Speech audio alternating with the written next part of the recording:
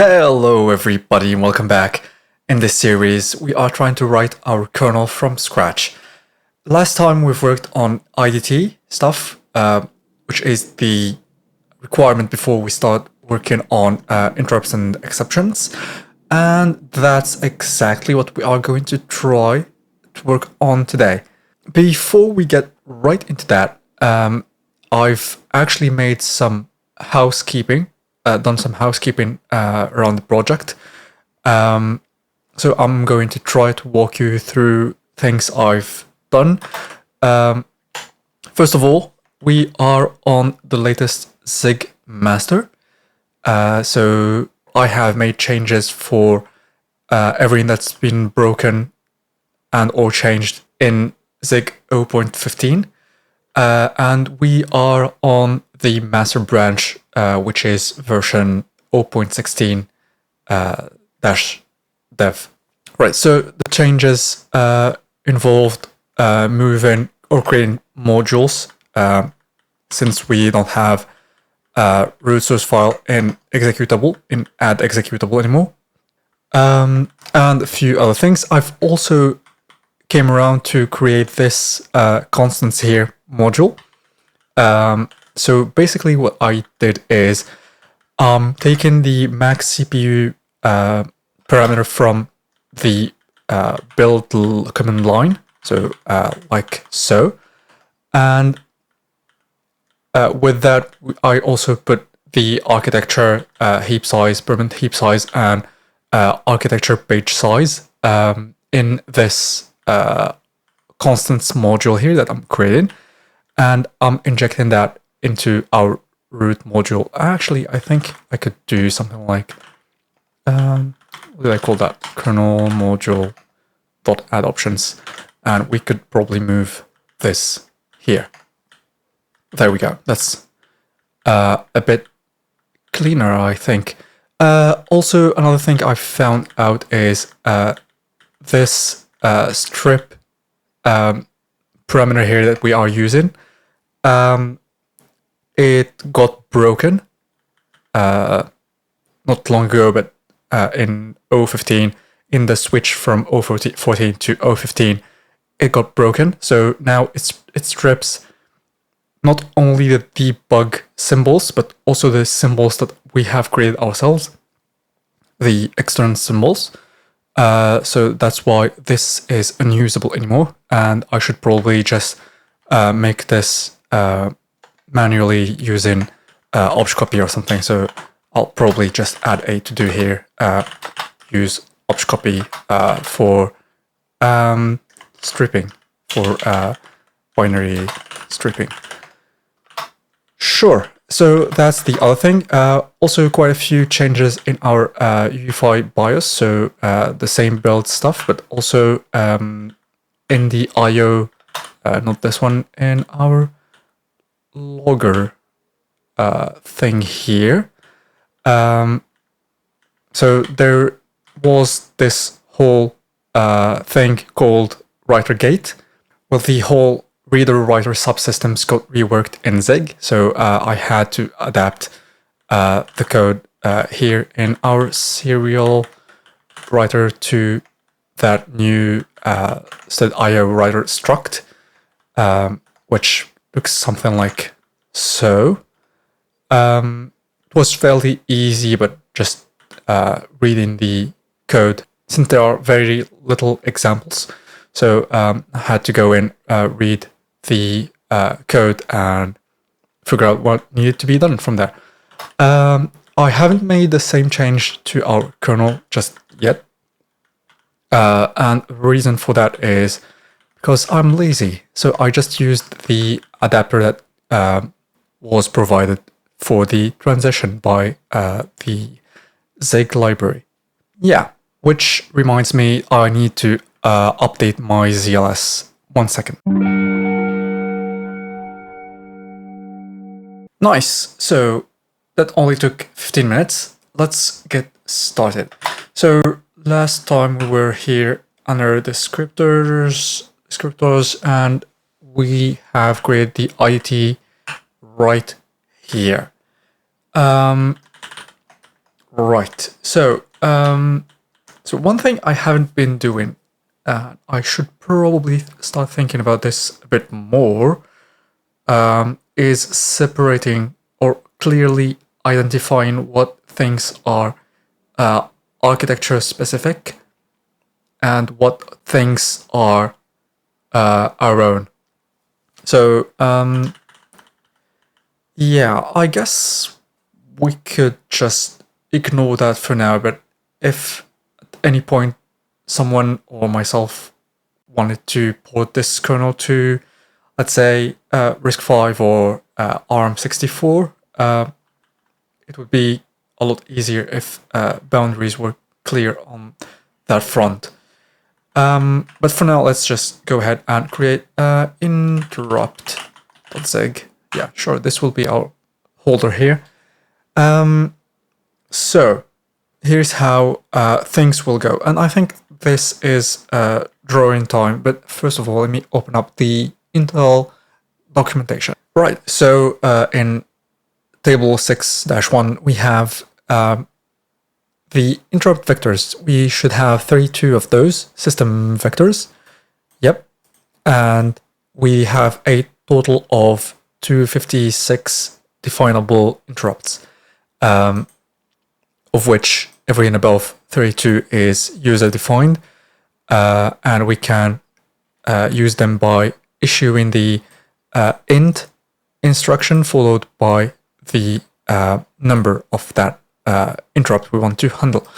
But for the other ones, they are system managed, so they are reserved by the system and they are triggered on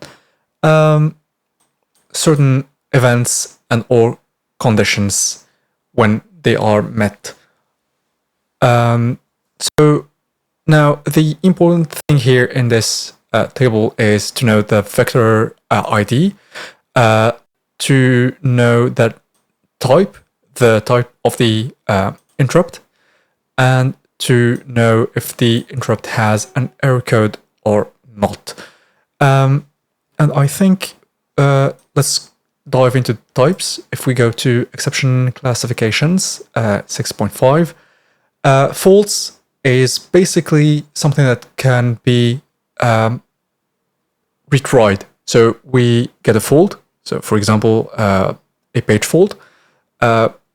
The operating system can try to amend the situation somehow. And that would be by either switching a page back from the swap or something like that. But generally faults, when the processor triggers a fault, it will push the instruction pointer pointing to the instruction that triggered the fault. So it can be retried. Traps, on the other hand, are just things that are reported to the kernel.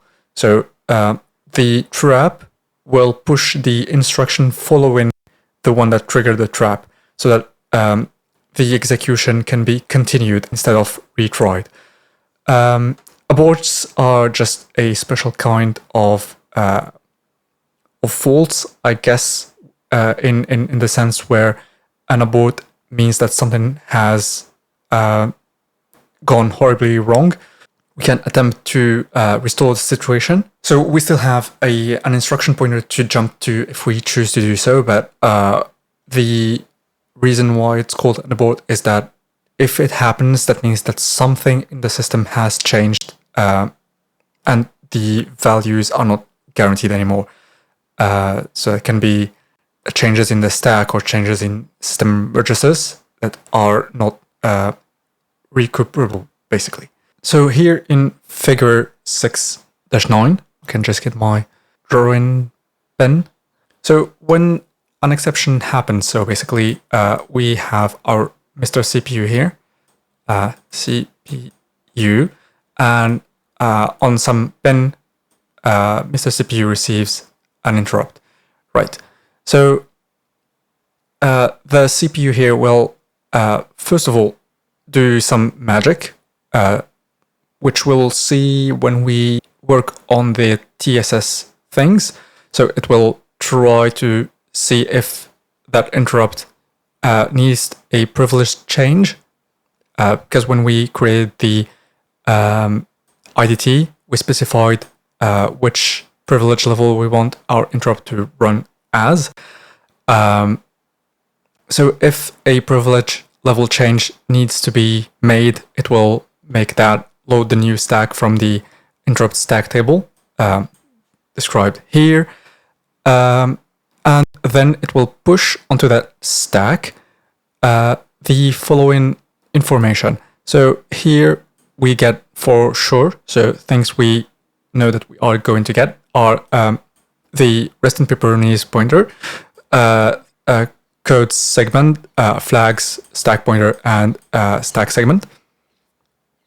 And for the interrupts that have them, we are going to get an error code. So this one is an optional, basically. And then at this point here, the CPU will transfer the execution to said interrupt handler defined by the IDT. So that's what I was writing here. And if we go back to our IDT here, that's what is defined by these offset fields here. And I think we should have a some sort of drawing to show how that happens. IDT, that's for the gate. Oh, there we go. So this is basically how it happens. The CPU has an interrupt, so it infers the vector. It chooses the vector, so it goes to IDT of that vector of V. So that's this gate descriptor here. It takes that, does some offsetting magic with GDT segment selectors and all that jazz, and then comes back here and jumps to the interrupt service routine, which we defined for it. So our job here is to handle such, first of all, write such interrupt procedure, and we are going to try to make it in a way that we separate things that are architecture specific from things that are our kernel's internal behavior. Yeah, so let's see what we can do. So here we go. Let's first start by making a public function called init that does nothing for now. And in here, so I guess I would like to do something like inline for, I guess, 0 to max. What did I call that? I think I put that in IDT. Max interrupt vectors.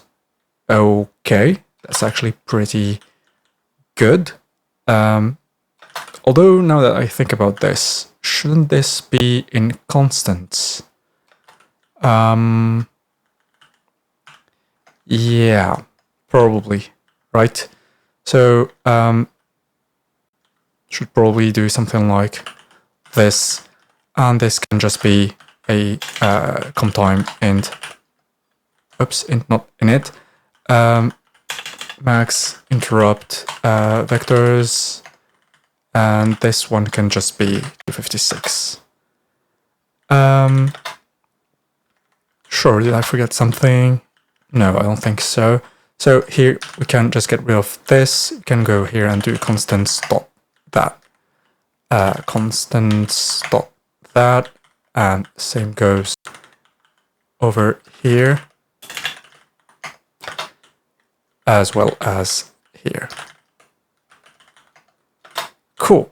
So with this now we should go to interrupt, and I'm pretty sure we are going to still need to get the IDT. So I'm just going to import that.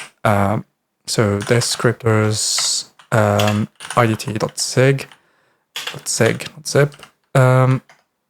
But now we also get constants, which is just import constants.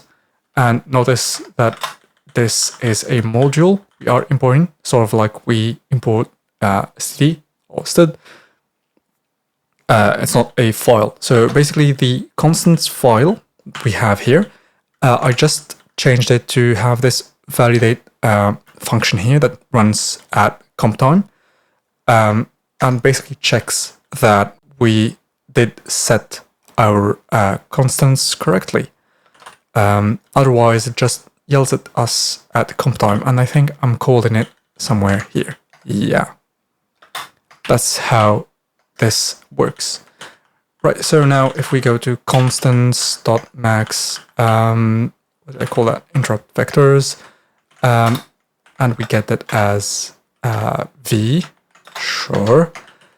And here we want to do something like idt.register gate. I'm thinking, sure, and we want v, and we want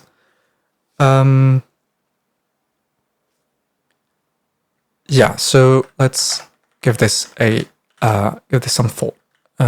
So we want a gate descriptor that basically does this. So if we go to descriptors.zig, we basically created this one here. Yeah, sure. So I guess we could just do dot create. Yeah, sure.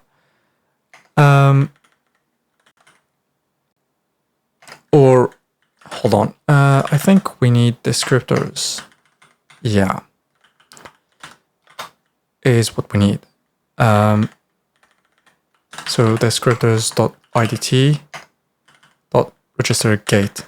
Yeah, and is this one public? These two should be public.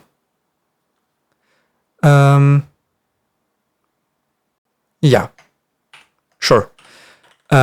So create is a function actually that takes a struct, and in this struct here we have type, I believe, which is interrupt gate, and then we have ISR, which is some type of ISR that we are going to decide on.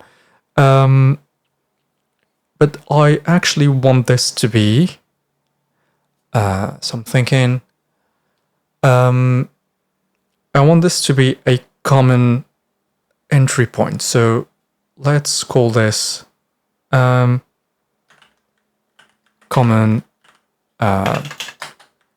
interrupt handler. Let's just call it interrupt handler. Sure. So here we are going to need to define, is that not called type? Descriptors. It is. Oh, right. Wrong language there for a second. Right. So if we go here, just do this for readability, but we can move. And now we need to create this interrupt handler. Right, so now let's go ahead and create function interrupt handler, and this one will need to take something and return void. And I think we should also make this call convention for that would be naked. Sure. So here what we need to take is what we've seen here somewhere. So when we arrive when this function interrupt handler gets called, we get either these things here down to RIP or down to error code.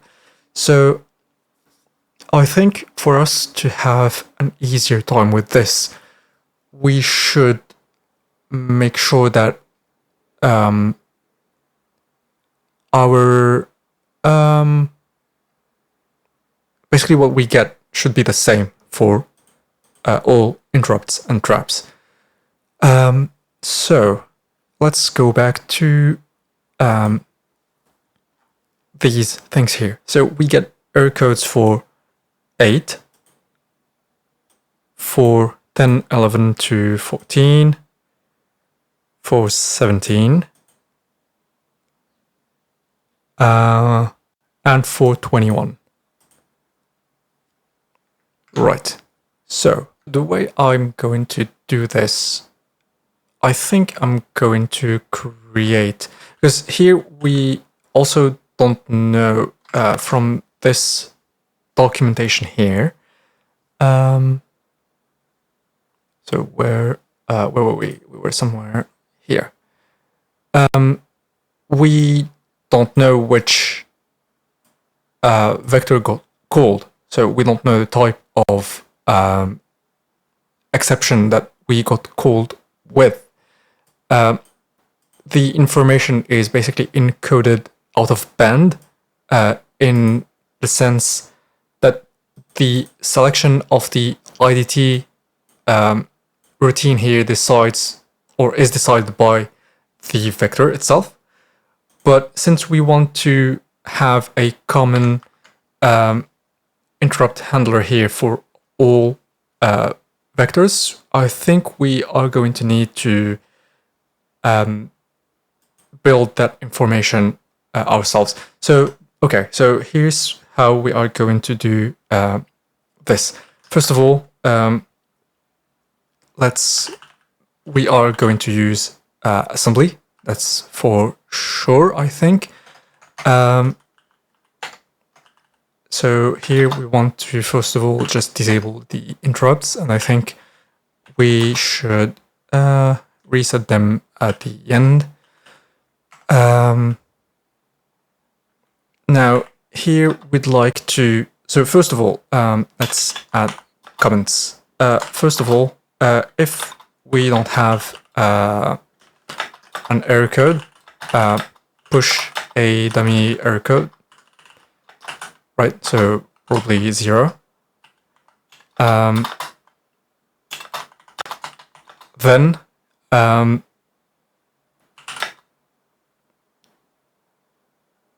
push onto the stack the vector that we should, this should be a comp time known.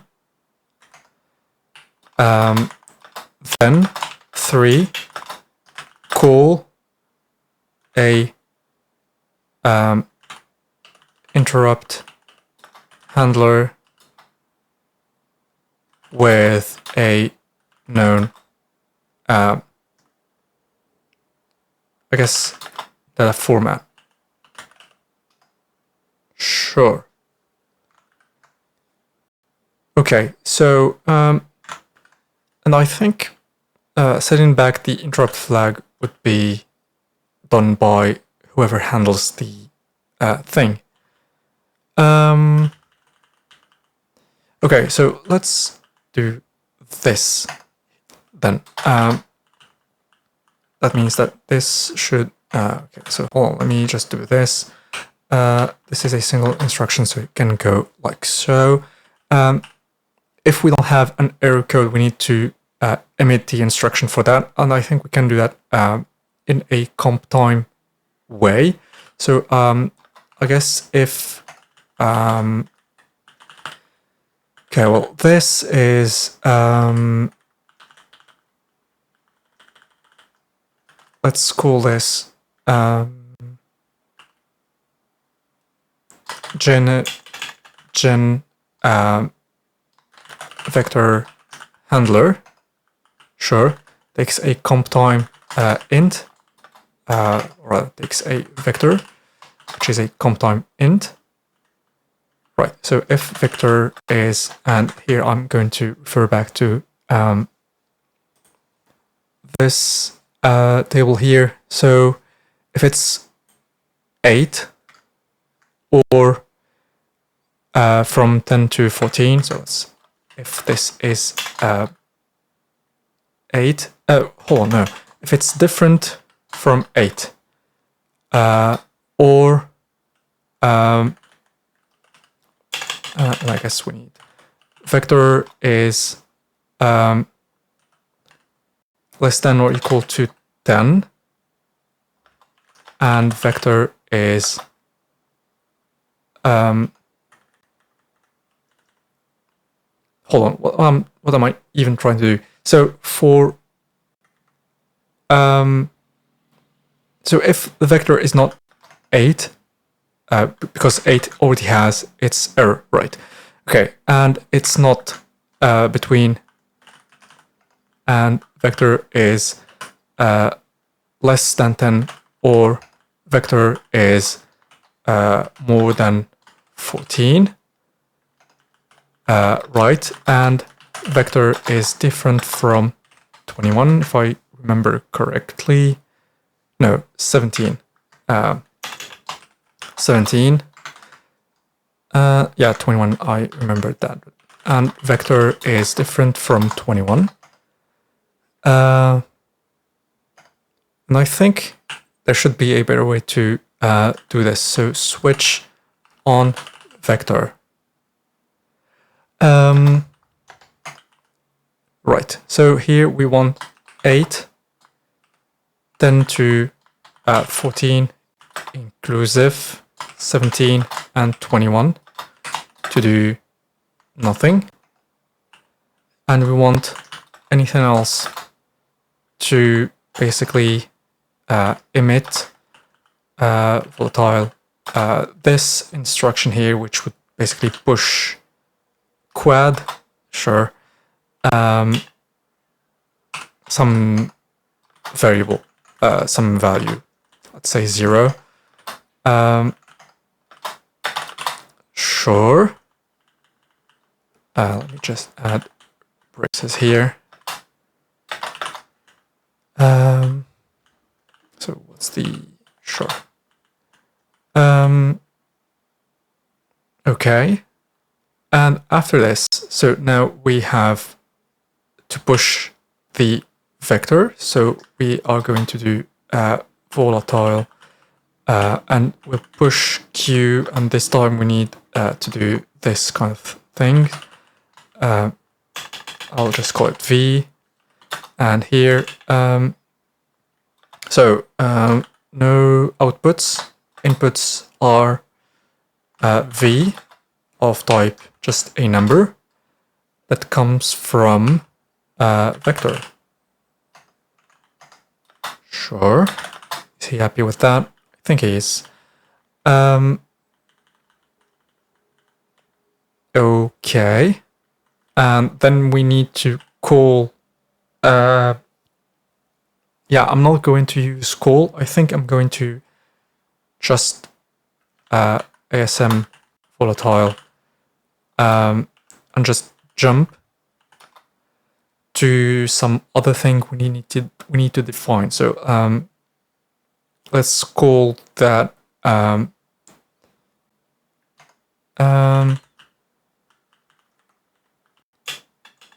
let's call this interrupt service routine, and let's call this common interrupt service routine. Right. And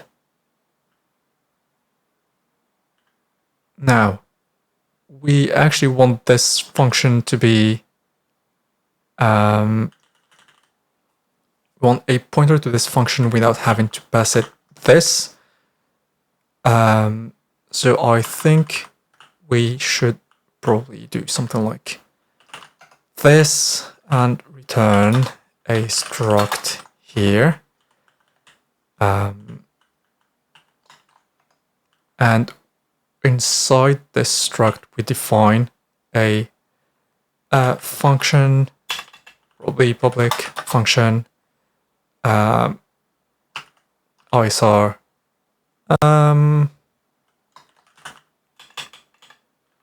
handler.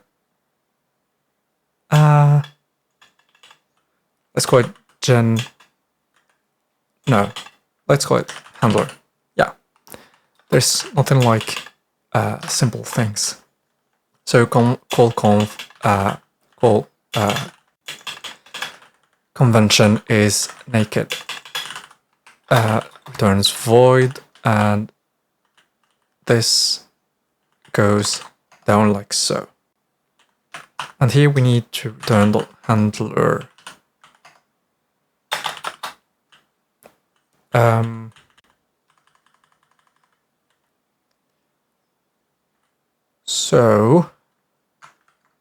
So we need to change the type of this. So this one would be a function that takes nothing and has a call. Isn't this what we defined somewhere here?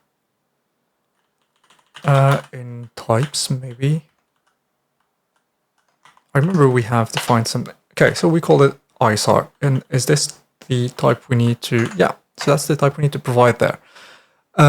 So it's called ISR, and it's defined in descriptors types. So const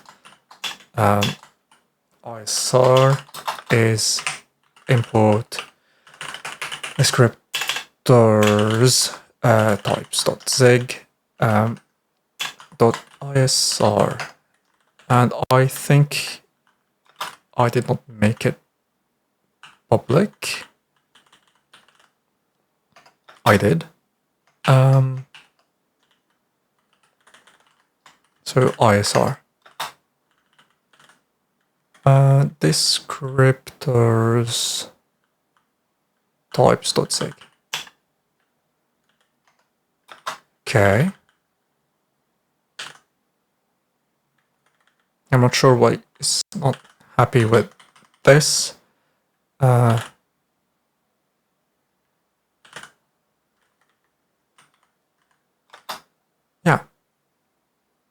Not really sure why it's not happy with that, but okay. Fine. We'll find out. So here we do gen vector ISR for v. And that should just work out, I think. Now, we need to create this common ISR thing. And that we need to export function common ISR.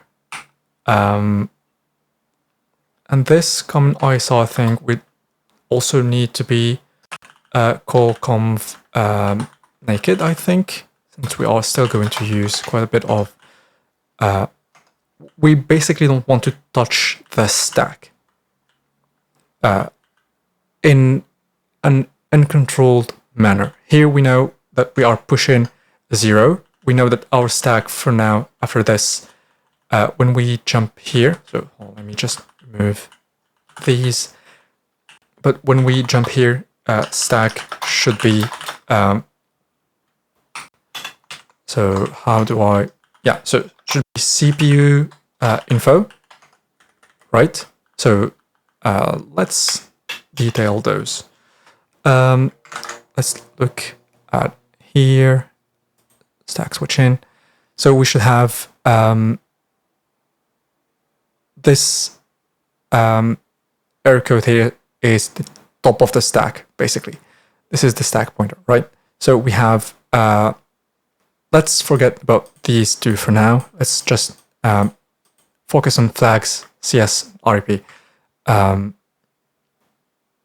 Yeah, so here we have flags, then above that we'll have CS, then REP.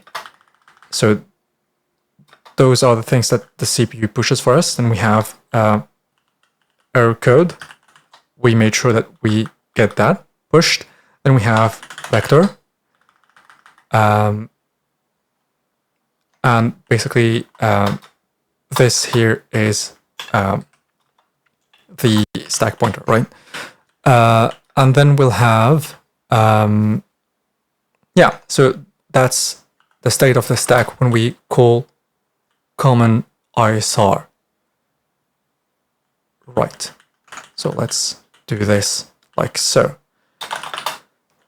So now that we are here in common ISR, I think the plan here is to create a struct. So I'm going to do this ISR handling the way everybody and their mother does it. And by everybody and their mother, I'm talking about the Linux kernel. What they do is they basically create a struct, a sort of, how should we call this? Interrupt context struct. And then they call kernel specific int handlers. So everything above this is platform specific. And once the interrupt context struct is standardized, so we have the same one that contains all the info that the kernel needs to handle the interrupts, then we can just build it from whatever architecture we are on. So basically, the architecture-specific stuff is just how the common ISR will build the context struct itself. And if, for example, we have some different info here on the stack coming from, I don't know, RISC-V interrupt handling, then we just basically shuffle those around to create a struct that has the correct info that we need. Yeah, so now we need to know what this struct will look like. So how do we go about this? I think, right, let's go and do something like this. So interrupt to rs1u, and here we are going to create types.sig. Sure. So here I'm just going to create public const. I'll call this context since it's in the interrupt folder. I don't need to prefix that struct. And I'm probably going to make this a back struct since we are going to create on the stack. Right. So now this struct here will contain a few things.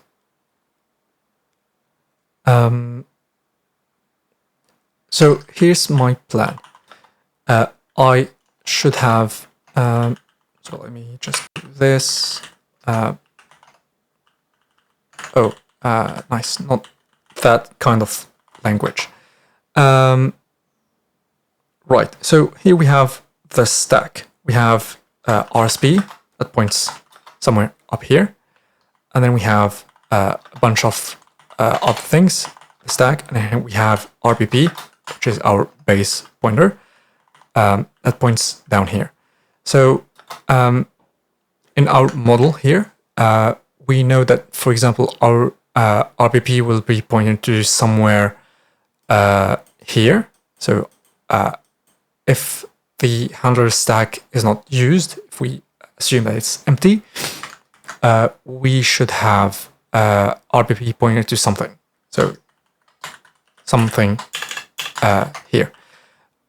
Along the way here, we'll have the flags, and then we'll have CS, and then we'll have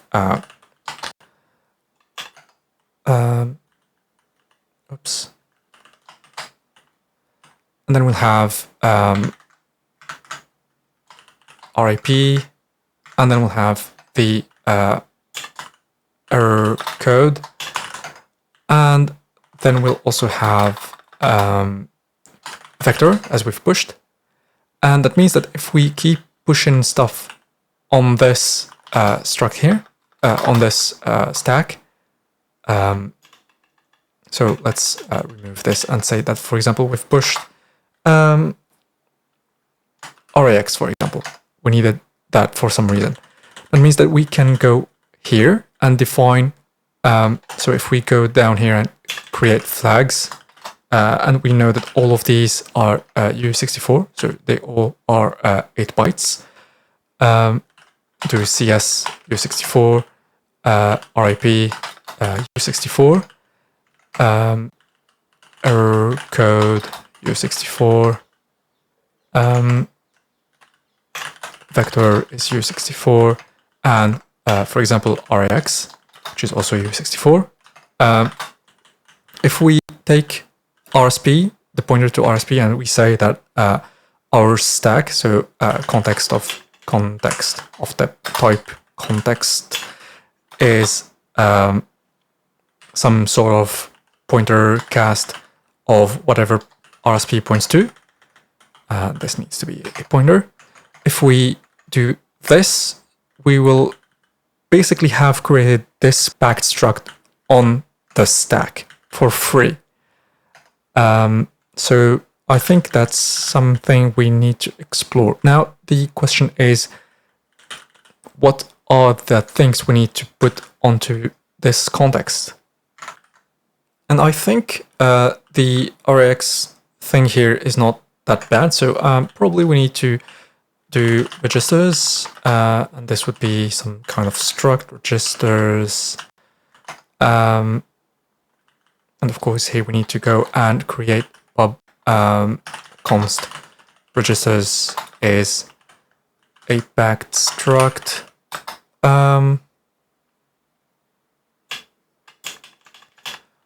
Hold on a second. So here we need to do switch on constants. I'm going to try to do something here. So we need constants is import constants. There we go. And here we need to do something like x86. This here would need to be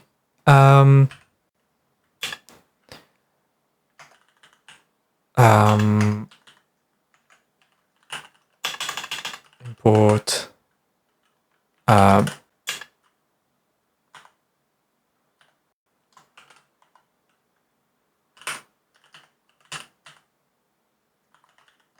sure, let's try something like this.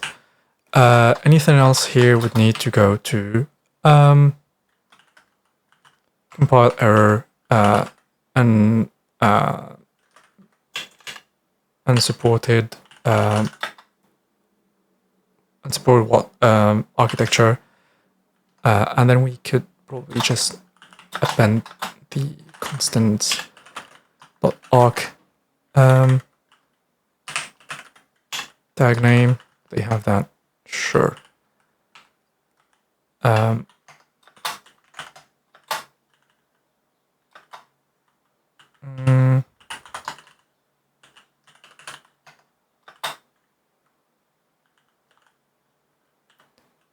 No, actually we could do something like this, and we probably can do here arc x64 registers.sig.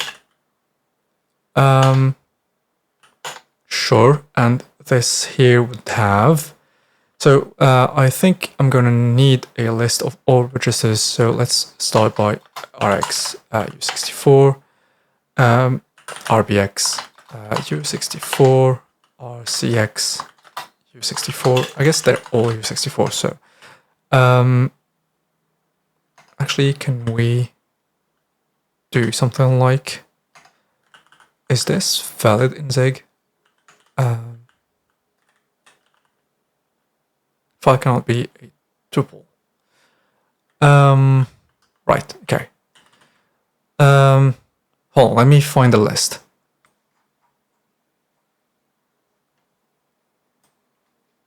So 1, 2, 3, 4, 5, 6, 7, 8, 16. Cool. Do they have also 16 here? 2, 4, 6, 8. 2, 4, 6, 8. 16. Cool. Thanks, Wikipedia.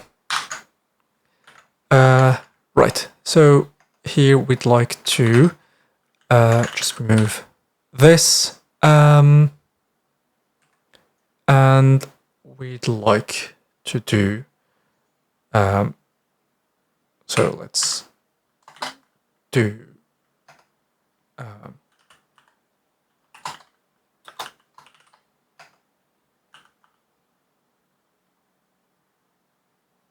sure, and let's get this 15 more times. Cool. Nice, very nice. Now, since these are the registers we have, and I actually want to push them onto the stack in this order here, that means that I'm going to have to reverse them in the struct definition. So I guess in Vim, I could take every line and move it to 0, I think. So every line, move it to 0. I think that did work correctly. Yeah, sure. So let's go back to interrupt types, and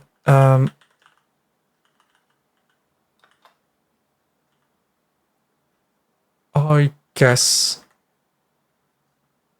yeah, I'm not sure how this would work, but we'll see.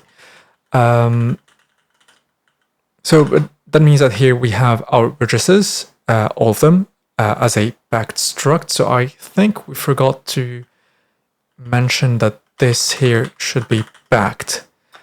Okay, so I guess we should create a const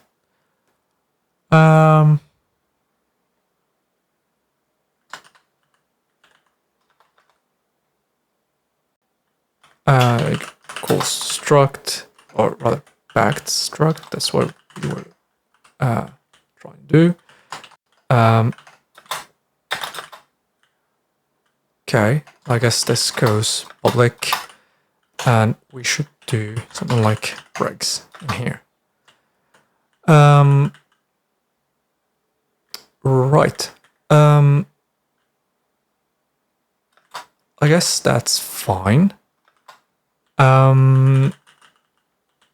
Right, so now that we have our context, we should be able to go back here and create that set context. So we already have the lower entries to our context. Oops. Here. Actually, let me do something like this. Let me just bring this here. So we already have the lower ones. We only need to do SM volatile and basically go ahead and do push Q and do that for every register. So if we go here, sure. And we want to push Rx. Should probably try to be smarter about this. Sure. So first of all, we need to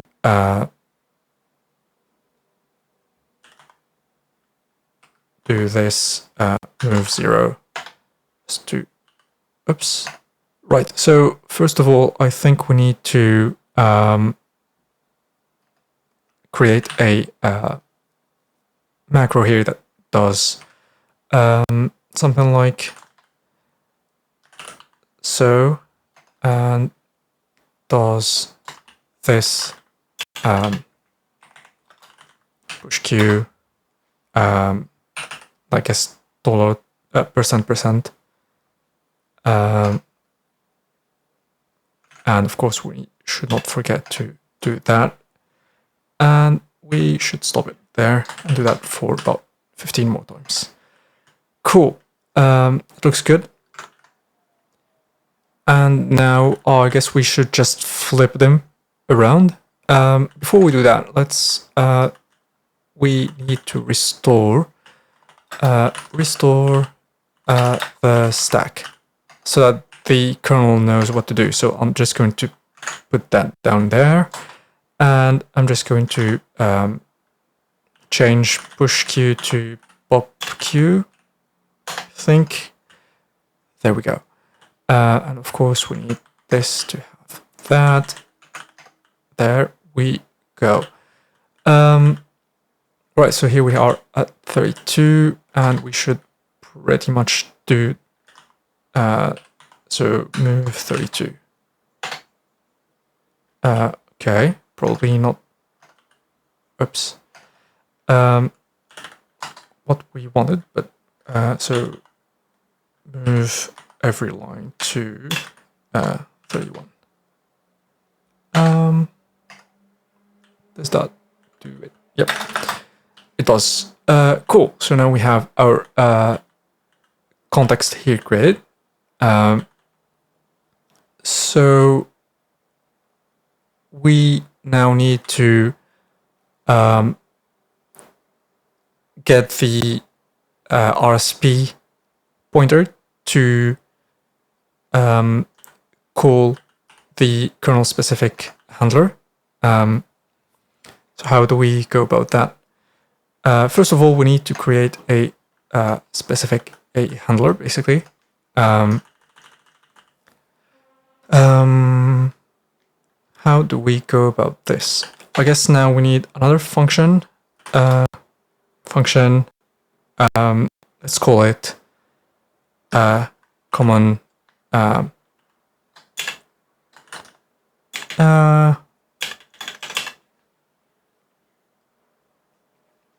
Let's call it interrupt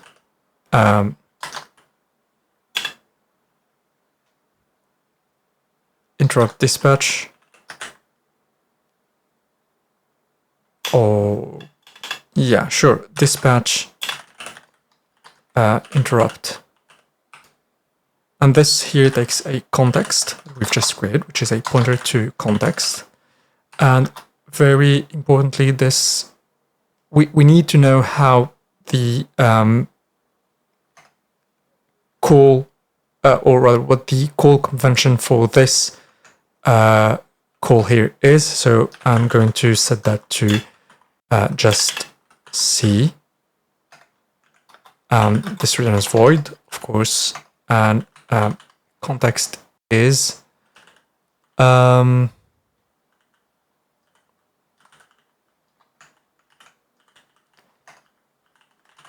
context is import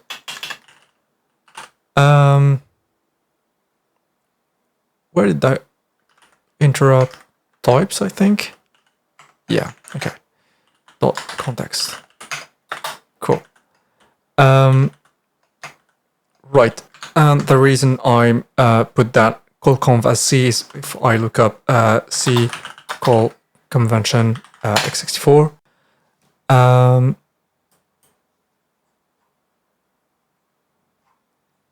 Where is it? x64, no, I don't care about Microsoft. I want this one here.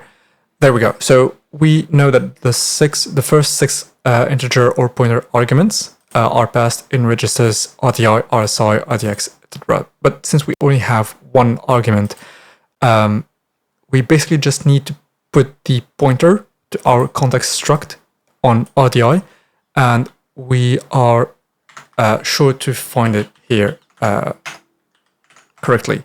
So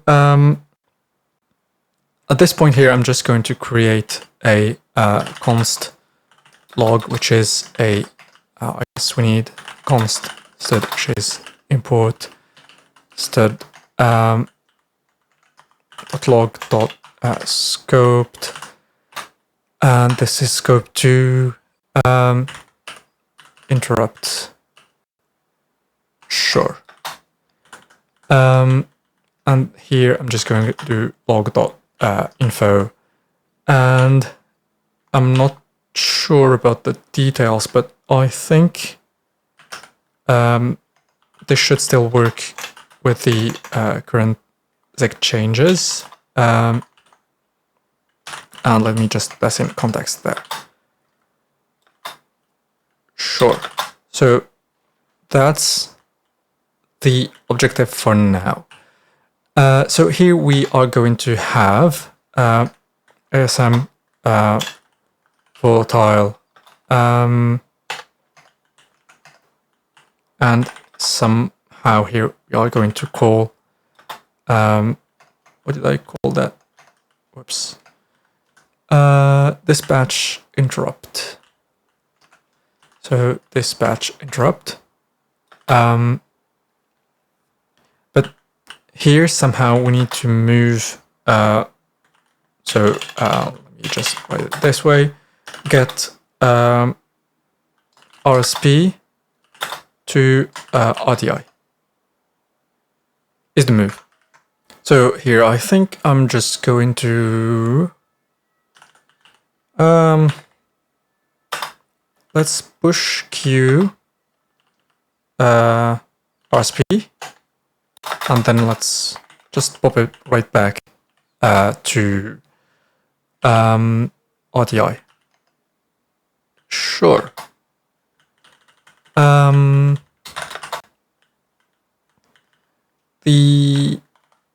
So I'm just going to mark it to do here.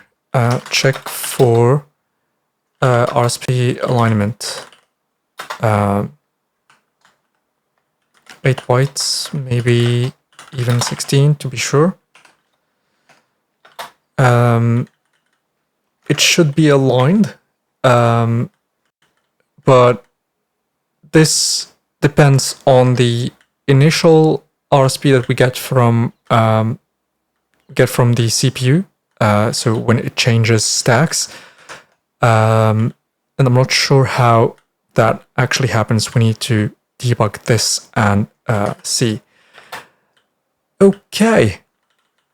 So now with this, I guess we should just use it somewhere. So this goes.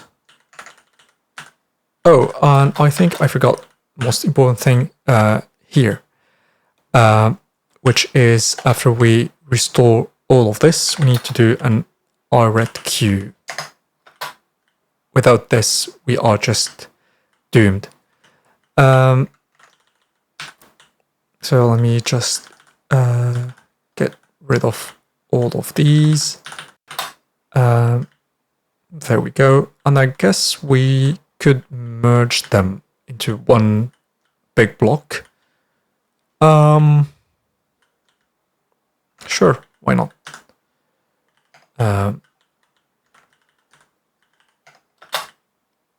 Sure. Okay. Now, there are no inputs, no outputs to this. I think we can run a build and see, but before we run the build, we should do interrupt is an import interrupt.zig. And right after the IDT, we should do interrupt.init. I'm not sure about this. So this one just calls descriptors IDT thing.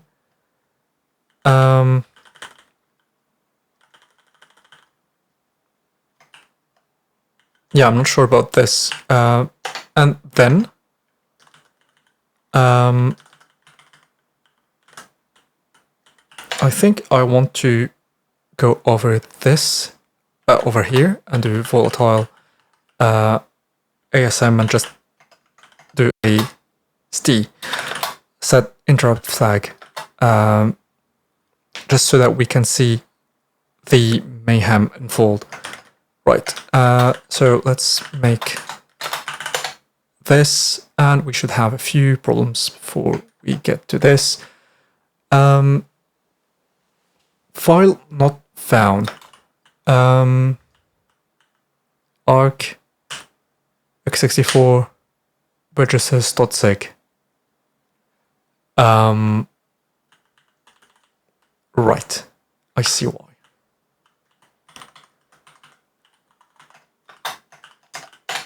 Okay.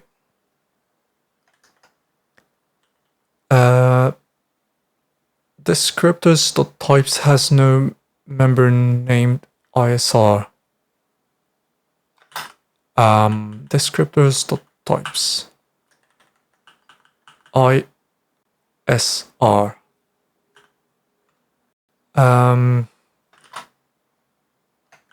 Why is this private too?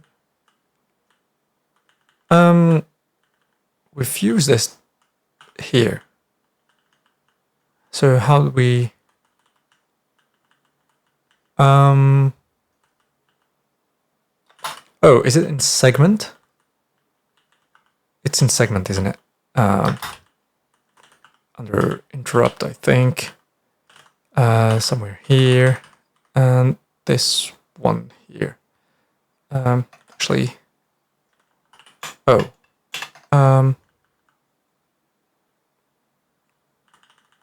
right, this should be under segment, I think. Yeah. It shouldn't be though. It really shouldn't be.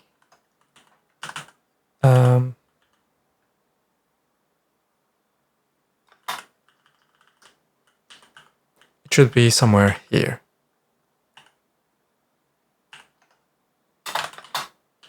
Yeah. Yes. So this one goes like so. This one goes like const ISR is at import. So interrupt types dot types dot seg dot ISR, and everybody should be happy. Not everybody though, since this one here still needs to know what ISR is.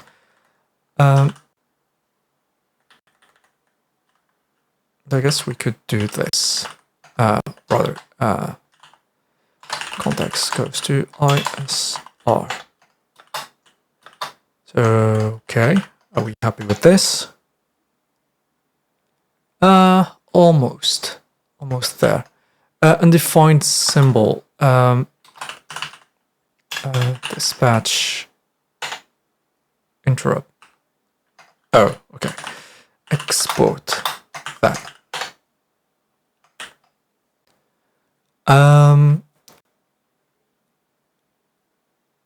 Oh, okay. So interrupt types. This one here wants to be an else. Okay. Unexpected, but it does build. Let's try to run this and expect absolute mayhem. What is going on? Oh, okay. Very nice. Let's go.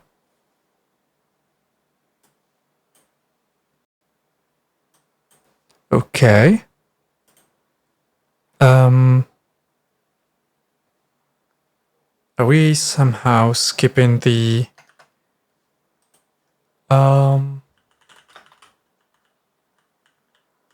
hold on a second. In main descriptors.init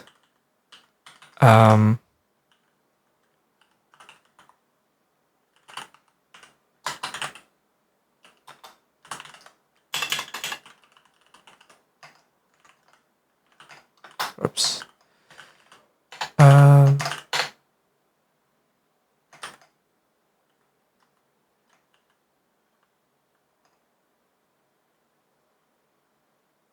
Oh, right. This needs that.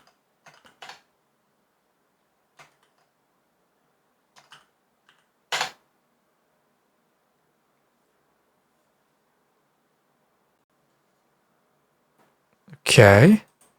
So, what are we missing here?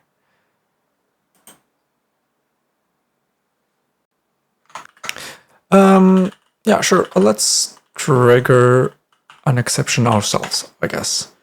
So for u is u64, and this is equal to 0. And then I want, I guess I want to take a var v, which is also u64, and this is 1, and I want to a var w, which would be v divided by u. And I guess they want me to change v. Oh, we already have a v, so let's call this b. And this is not mutated. Let's do something like so, and here we want to set .log .info. Sure, let's do something like so. W.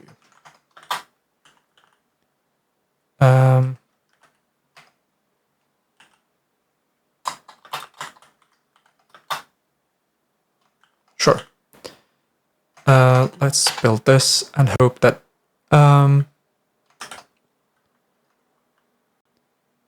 let's see. Incompatible types. What? Oh, right. Okay. My bad. I forgot to do this.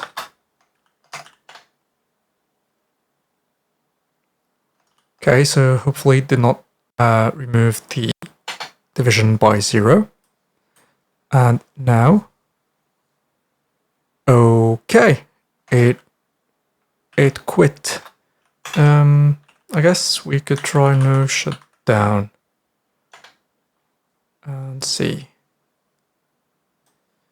Okay, so here at this point here we should have had an exception, and we should have called into our code here, but for some reason we do not get to this. So let's try this and see. Okay, so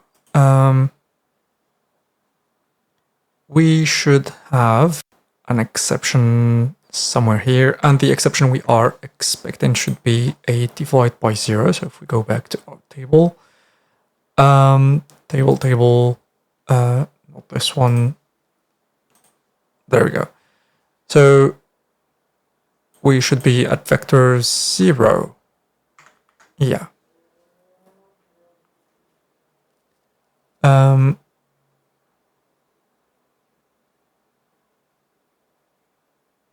Here we have vector 0, 6.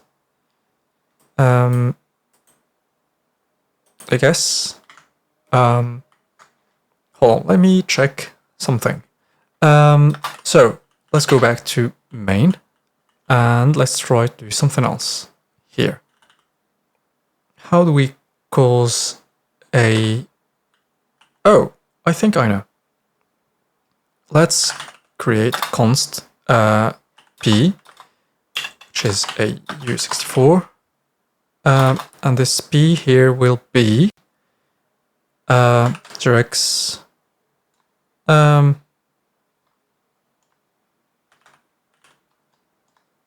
sure. So this address is not mapped, and we want to have, this is a pointer cast of, rather, no, it's a pointer from int of p, and of course this needs to be a pointer to u64, and we are going to try to read from that. So log dot info, sure, something like this, and here we want to do something like p dot star pt, sorry. Yeah. Okay, let's get rid of that and see.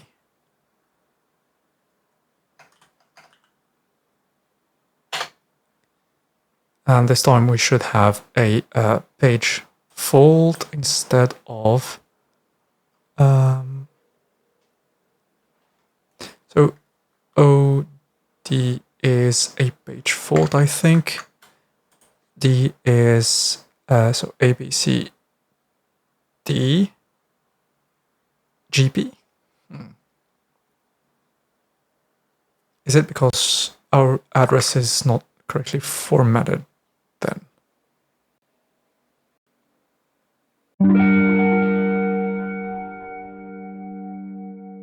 Well, it's been quite a few minutes that I've been debugging this issue.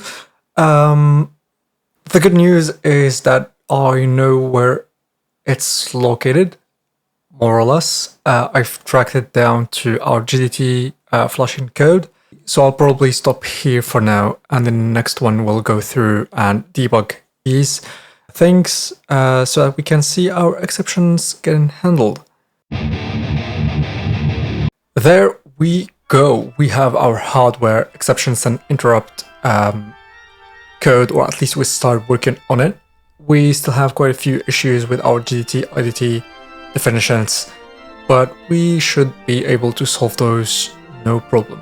As always, if you've liked this video, hit like, subscribe if you're not already subscribed, and leave a comment if you have questions, remarks, or you just want to say hi. I'll see ya. Fucking out.